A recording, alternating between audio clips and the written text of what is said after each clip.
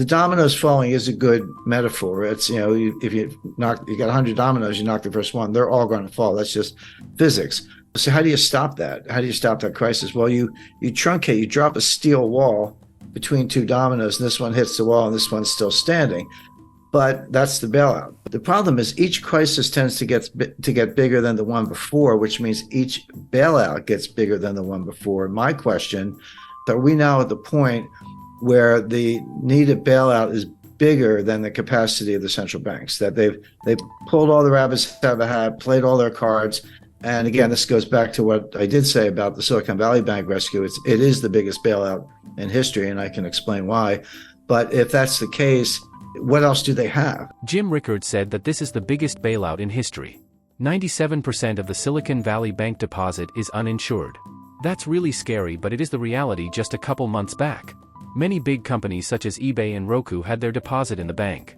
And also small startups with just 100 employees with $5 million working capital. What happens when the bank can't meet its obligation because they don't have the money? Well, there will be a bank run. Started with one guy named Peter Thiel who tweeted on Twitter, and boom. You got yourself a bank run. Back in the days, people would wait in line and crammed in the bank just to get their money back, but now we can move billions of dollars just with our iPhone. And Jim said that the next crisis will be in the dollar itself because people will lose confidence in it, so we can't bail out the dollar with the dollar itself. So what should we do? Let's hear more from Jim. So now we're dangerously close to the point where, as the crisis gets worse, it's no longer, oh, gee, let's wait for the Fed to bail it out, or let's wait for the ECB to bail it out. You get to the point, I think we're there, where you say, no, these guys actually can't stop it. And you lose confidence in the currency itself.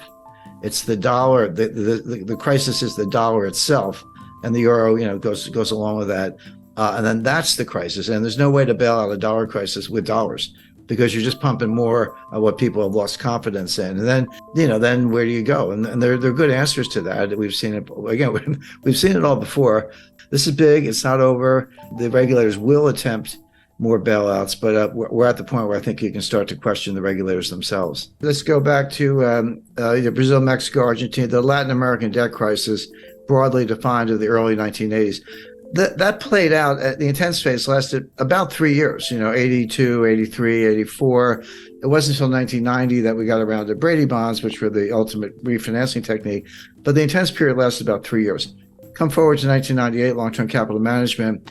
That was about 3 months. That was July, August, September 1998. SVB was 3 days or less. It was like Wednesday, Thursday, Friday, and done. I talked to a guy. I know no reason to mention names, but runs one of the largest endowments in the world.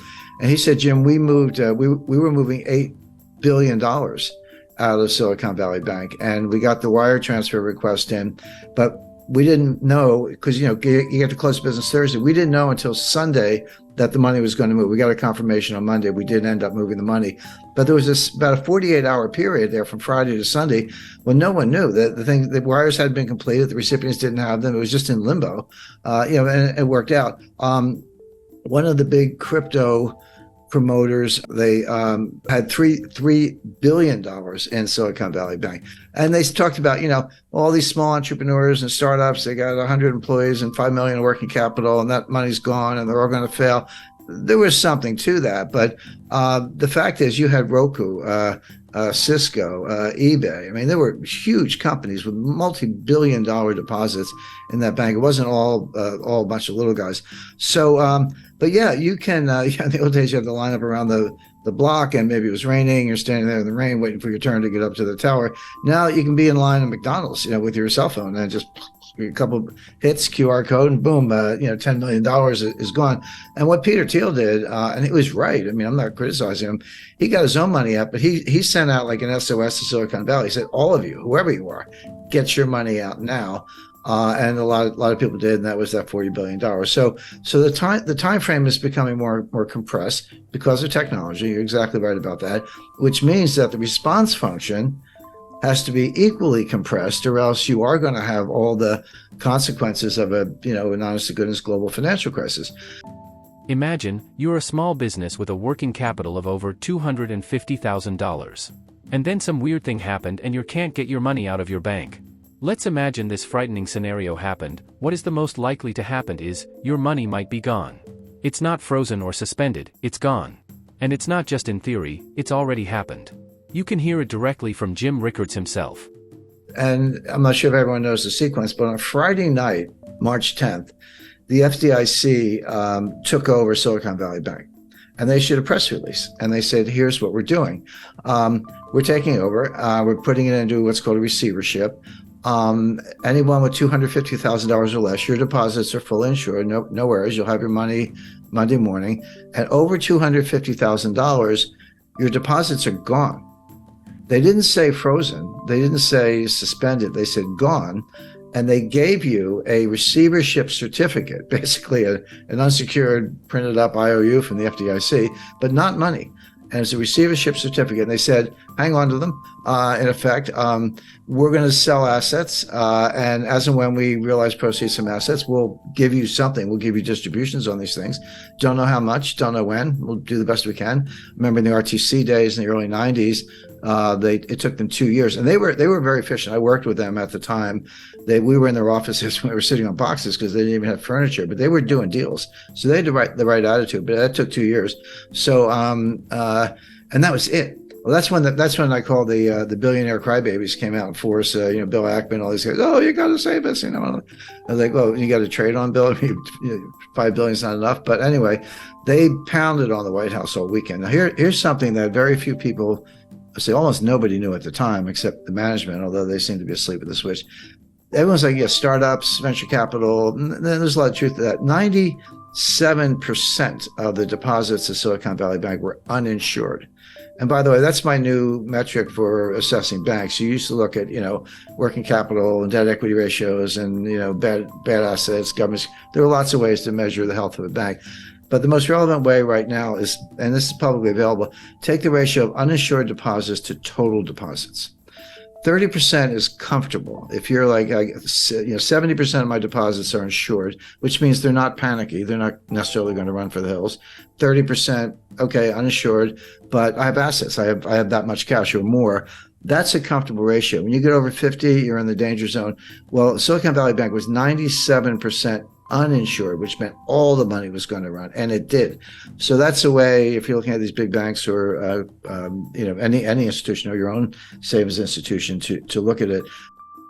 We're not getting political here, but anything that go woke will go broke. SVB invested a lot of their customers' money, well maybe 97% of them, into what Jim Rickards called a green new scam projects, like investing in wind turbines, new battery technologies, electric cars, etc. The point is there's a lot of government subsidies and corruption in the so-called ESG investing. And your money is in a high-risk position if your bank is invested in these projects. But Silicon Valley Bank was a climate bank.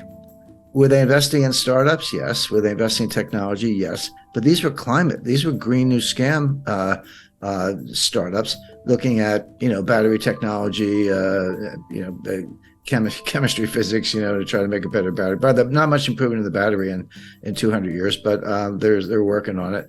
Wind turbines, other sustainable fuel alternatives, et cetera.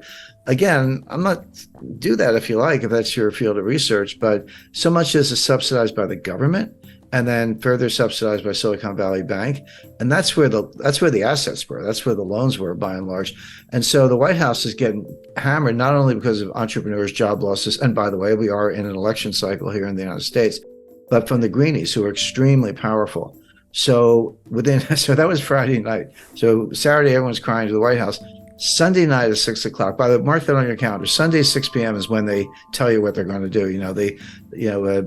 6 p.m. Sunday, November 12th, they came out on, March 12th, they came out on Silicon Valley Bank. The following week, 19th, that was Credit Suisse. And then the week after that, it was something else. But they always announce the collapse on Friday and they announce the relief on Sunday. So they have the weekend to work on it. But you got to be careful about 3-day weekends. Easter, Easter's an example. But